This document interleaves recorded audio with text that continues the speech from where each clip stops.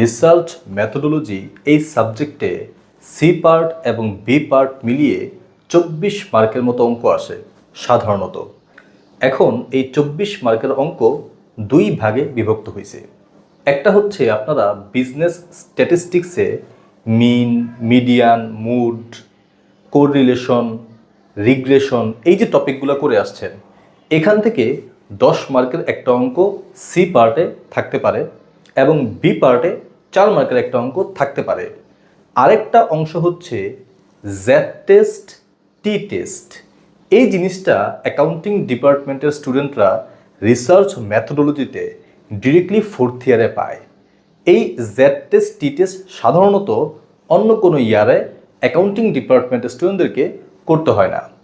এই Z test এবং টি test থেকে একটা অঙ্ক প্রায় প্রত্যেক বছরই সি পার্টে থাকে। এমনকি বি পার্টও একটা অঙ্ক থাকতে পারে, প্রায় 14 মার্কের মতো এই জেড টেস্ট, টি টেস্ট থেকে থাকতে পারে। এখন ওই যে বিজনেস স্ট্যাটিস্টিকের কিছু অঙ্ক এবং জেড টেস্ট, টি টেস্ট, আমার আজকের আলোচনা হচ্ছে এই জেড টেস্ট এবং টি টেস্ট নিয়ে। ওই বিজনেস স্ট্যাটিস্টিক্সের ওই টপিকগুলো নিয়ে আগামীতে আরেকটা ক্লাস আসবে। আজকে যেই টপিকটা একদম নতুন সেটা আপনাদেরকে শেখানোর চেষ্টা করবো ইনশাআল্লাহ। এই যে জেড টেস্ট এবং টি টেস্ট, থিওরিটিক্যাল কোনো ব্যাখ্যায় না গিয়ে পরীক্ষায় মার্কস পাওয়ার জন্য যে সকল কথাগুলো জরুরি, প্র্যাকটিক্যাল কিছু এক্সাম্পল আপনাদেরকে দিব, যাতে সহজেই আপনারা অঙ্ক করতে পারেন এবং পরীক্ষায় মার্কস পেতে পারেন। প্রশ্নের মধ্যে ডিরেক্টলি হয়তো বলতে পারে জেড টেস্ট করো, তাহলে জেড টেস্টের সূত্র ব্যবহার করব। যদি বলে টি টেস্ট করো, তাহলে টি টেস্টের সূত্র ব্যবহার করব। এখন আপনাদের মনে হয়তো প্রশ্ন জাগতে পারে, জেড টেস্ট কি, টি টেস্ট কি? আমি একটু আগেই বলেছি থিওরিটিক্যাল কোনো ব্যাখ্যায় আমি যাব না। জেড টেস্ট, টি টেস্ট বিস্তারিত ব্যাখ্যা বইয়ের মধ্যে আছে। অনলাইনে ইন্টারনেটে সার্চ করলে এআই এর মাধ্যমে আমরা অনেক কিছু শিখতে পারবো। আজকে আমি শুধুমাত্র অঙ্ক অ্যান্সার করার জন্য যা যা জানা দরকার সেই ব্যাপারগুলো নিয়ে আলোচনা করব। প্রশ্নে ডিরেক্টলি বললে কোনো সমস্যা নেই, আমরা সেই সূত্র বসাবো।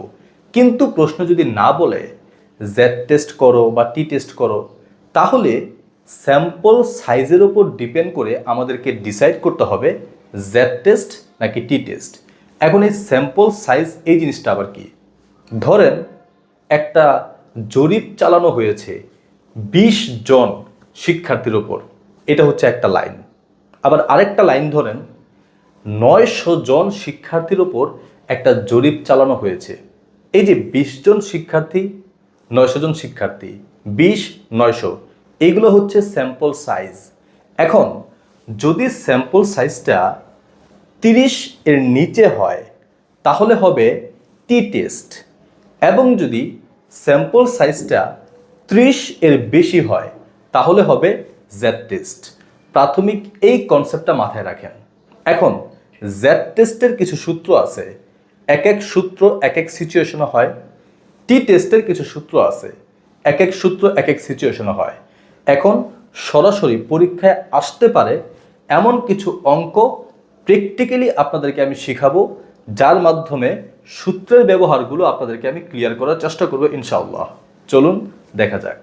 এখানে আমরা জেড টেস্ট নিয়ে আলোচনা করব। জেড টেস্টের 3টি সূত্র আমরা দেখতে পাচ্ছি। কোন সূত্রটা কখন হবে ডিরেক্টলি অঙ্ক আপনাদেরকে দেখাবো এবং সূত্রের ব্যবহার আপনাদেরকে দেখাবো। প্রথমত, একটা মাত্র গ্রুপ নিয়ে যদি আলোচনা করে, যেমন ধরেন 900 মানুষের ওপর রিসার্চ করা হয়েছে, অন্য কিছু না, 900 মানুষের ওপর রিসার্চ করা হয়েছে এবং কিছু ফলাফল পাওয়া গেছে, এই যে 900 মানুষের একটা গ্রুপ, সেক্ষেত্রে এই যে এই 1 নম্বর সূত্রটা হবে। কিন্তু এমন যদি হয় 500 মানুষের ওপর রিসার্চ করা হয়েছে, ফলাফল আসছে এইটা, সাথে সাথে 300 মানুষের ওপর রিসার্চ করা হয়েছে, ফলাফল আসছে এইটা, এরকম দুইটা গ্রুপের তথ্য যদি দেওয়া থাকে তাহলে এই সূত্রটা এবং এই সূত্রটা যে কোনো একটা সূত্র হবে। এখন কখন এইটা হবে, কখন এইটা হবে? যদি প্রশ্নে স্ট্যান্ডার্ড ডিভিয়েশন দেওয়া থাকে তাহলে সূত্র হবে এইটা, আর যদি স্ট্যান্ডার্ড ডিভিয়েশন দেওয়া না থাকে তাহলে সূত্র হবে এইটা। প্রাথমিক এই কথাটা আপনারা মাথায় রাখেন। এখন আমরা এই সূত্রটার ব্যবহার শেখার জন্য একটি অঙ্ক সরাসরি প্র্যাকটিস করব। এখানে আপনারা প্রশ্ন দেখতে পাচ্ছেন, এ স্যাম্পল অফ 900 প্রোডাক্টস, 900 প্রোডাক্টের মধ্যে থেকে কিছু স্যাম্পল নেওয়া হয়েছে, যেখানে স্যাম্পল মিন এবং স্ট্যান্ডার্ড ডিভিয়েশন প্রশ্ন দেওয়া আছে। স্যাম্পল মিন হচ্ছে 3.4 এবং স্ট্যান্ডার্ড ডিভিয়েশন হচ্ছে 2.61। এখন এখানে বলা হয়েছে পপুলেশন মিন 3.25 এবং আমাদেরকে বের করতে বলা হয়েছে ফাইন্ড হাইপোথিসিস। এই যে আমাদেরকে যদি বলে যে হাইপোথিসিসটা বের করো, সেক্ষেত্রে আমাদেরকে জেড টেস্ট করে দেখাতে হবে। এখন জেড টেস্ট নাকি টি টেস্ট, আশা করি এখানে আপনাদের কাছে ব্যাপারটা ক্লিয়ার হয়ে গেছে। যদি এই যে স্যাম্পল সাইজটা 30 এর কম হইতো তাহলে এটা টি টেস্ট করতে হইতো। যেহেতু 900 মানে 30 এর বেশি, সেক্ষেত্রে স্বাভাবিকভাবেই জেড টেস্ট করতে হবে। এখন প্রথমেই আমাদের যে স্যাম্পল সাইজ মানে এন এর মানটা প্রশ্নে দেওয়া আছে এবং প্রশ্নে আরও দেওয়া আছে স্ট্যান্ডার্ড ডিভিয়েশন, আপনারা দেখতে পাচ্ছেন 2.61 এবং আমাদের দেওয়া আছে স্যাম্পল মিন 3.4 মানে এক্স বার দেওয়া আছে এবং আরেকটা জিনিস দেওয়া আছে পপুলেশন মিন। এই পপুলেশন মিনকে যে চিহ্ন দ্বারা প্রকাশ করা হয় সেটা হচ্ছে মিউ চিহ্ন। এই পপুলেশন মিন দেওয়া আছে 3.25। এই যে তথ্যগুলো দেওয়া আছে এখানে দেখেন 900 প্রোডাক্টের একটা মাত্র গ্রুপের তথ্য দেওয়া আছে। আমরা জেনেছিলাম যদি একটা মাত্র গ্রুপের তথ্য দেওয়া থাকে সেক্ষেত্রে আমাদের এই সূত্রটা ব্যবহার করতে হবে। যদি আমাদের দুইটা গ্রুপের তথ্য দেওয়া থাকতো তখন সূত্র আলাদা হইতো। যেহেতু একটা মাত্র গ্রুপের তথ্য দেওয়া আছে সেজন্য আমরা এই সূত্রটা ব্যবহার করব। এখানে যে সকল জিনিসগুলো দরকার সূত্রের মধ্যে সবগুলোর মানই প্রশ্নে দেওয়া ছিল। এখন ফলাফল আমরা পেলাম 1.72। আশা করি এই পর্যন্ত আপনারা বুঝতে পেরেছেন।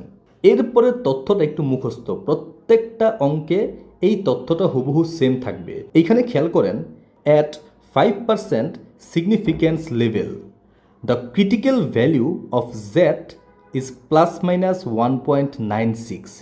অলওয়েজ এই 5% ধরেই আমাদের অঙ্ক করতে হবে। আগেই বলেছিলাম থিওরিটিক্যাল ব্যাখ্যায় যাব না, ডিরেক্টলি অঙ্ক করার জন্য যা যা দরকার তা আলোচনা করব। প্রত্যেকটা অঙ্কে আমাদের এই 5% সিগনিফিক্যান্ট লেভেল ধরেই অঙ্ক করতে হবে এবং 5% সিগনিফিক্যান্ট লেভেলে জেটের মান হচ্ছে 1.96। এখন আমরা যে ফলাফলটা বের করলাম, যদি এই ফলাফলটা 1.96 এর কম হয়, খেয়াল করে দেখবেন, যদি ফলাফলটা 1.96 এর কম হয় তাহলে আমাদের হাইপোথিসিস, আমাদের যে অনুমানটা ওইটা অ্যাকসেপ্ট করা হবে। আর যদি আমাদের ফলাফলটা 1.96 মানে আমাদের জেটের মানটা, জেড টেস্টের মানটা যদি 1.96 এর বেশি হইতো তাহলে রিজেক্টেড হইতো। অলওয়েজ 1.96 এর কম হলেই অ্যাকসেপ্টেড হবে।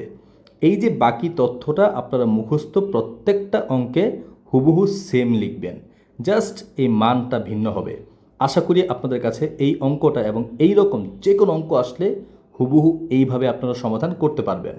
এখন একটা সূত্রের ব্যবহার তো আমরা শিখলাম, এইবার আমরা আমাদের এই যে এই সূত্রটা 2 নম্বর সূত্রটা ব্যবহার শিখি সরাসরি একটি অঙ্ক করার মাধ্যমে। এখানে যদি খেয়াল করে দেখেন, দুইটা গ্রুপ দেওয়া আছে, একটা ছেলেদের গ্রুপ, একটা মেয়েদের গ্রুপ। ছেলেদের গ্রুপের যে মিন সেটা দেওয়া আছে, মেয়েদের গ্রুপেরও মিন দেওয়া আছে, সাথে দেওয়া আছে স্ট্যান্ডার্ড ডিভিয়েশন ছেলে মেয়ে উভয়ের এবং দেওয়া আছে এন এর মান। এন মানে হচ্ছে স্যাম্পল সাইজ, কতটা ছেলে কতটা মেয়ে। খেয়াল করে দেখবেন এখানেও 30 এর বেশি, সুতরাং আমাদেরকে জেড টেস্ট করতে হবে এবং জেড টেস্টের তো অনেক সূত্র, অনেক সূত্রের ক্ষেত্রে এই সূত্রটা হবে কিভাবে বুঝলাম, কারণ দুইটা গ্রুপ দেওয়া আছে। এখন দুইটা গ্রুপ দেওয়া থাকলে তো এই সূত্রটাও হয় আবার এই সূত্রটাও হয়। এখন খেয়াল করে দেখেন প্রশ্নের মধ্যে স্ট্যান্ডার্ড ডিভিয়েশন দেওয়া আছে। যদি স্ট্যান্ডার্ড ডিভিয়েশন দেওয়া থাকে তাহলে এই সূত্রটা হবে, আর যদি স্ট্যান্ডার্ড ডিভিয়েশন দেওয়া না থাকে তাহলে এই সূত্রটা হবে। এখন মনোযোগ দিয়ে খেয়াল করেন, এখানে যে এলিমেন্টসগুলো দরকার, x1 বার, x2 বার, এই জিনিসগুলা আশা করি এখান থেকে খুব সহজেই আপনারা বের করতে পারবেন এবং ফলাফলটাও আপনারা বের করতে পারবেন এবং ফলাফলটা হচ্ছে 3.33। যেহেতু এটা আমাদের যেই ক্রিটিক্যাল ভ্যালু এর চেয়ে বেশি হয়ে গেছে, সুতরাং এইটা হবে রিজেক্টেড। আমাদের কমন একটা যে কমেন্ট সেটা সব জায়গায় দিব। এরপরে আমরা আমাদের যেই 3 নম্বর সূত্রটা, এইটা আপনাদের করাবো না। এই অঙ্কটা আশা করি আপনারা এখন নিজে নিজে আপনাদের দক্ষতায় আপনারা সমাধান করতে পারবেন এবং আগের দুইটা প্রশ্ন এবং এই প্রশ্নের মধ্যে পার্থক্যটা খুঁজে বের করতে পারবেন এবং এই সূত্রটা ব্যবহার করে এই কমেন্টও আপনারা প্রয়োগ করতে পারবেন। এই 3টা অঙ্ক আপনাদের কাছে রাখলাম। জ্যাট টেস্ট নিয়ে আশা করি বই থেকে এখন যে কোনো অঙ্ক আপনারা সমাধান করতে পারবেন ইনশাআল্লাহ। আমরা আমাদের আগামী ক্লাসে ইনশাআল্লাহ চেষ্টা করব যেখানে টি টেস্ট নিয়ে আলোচনা করতে। এবং আপনারা যারা 4th ইয়ার অ্যাকাউন্টিং ডিপার্টমেন্টের পেইড কোর্স করতে চান তারা কিং ক্লাসেসের হোয়াটসঅ্যাপে যোগাযোগ করবেন ইনশাআল্লাহ।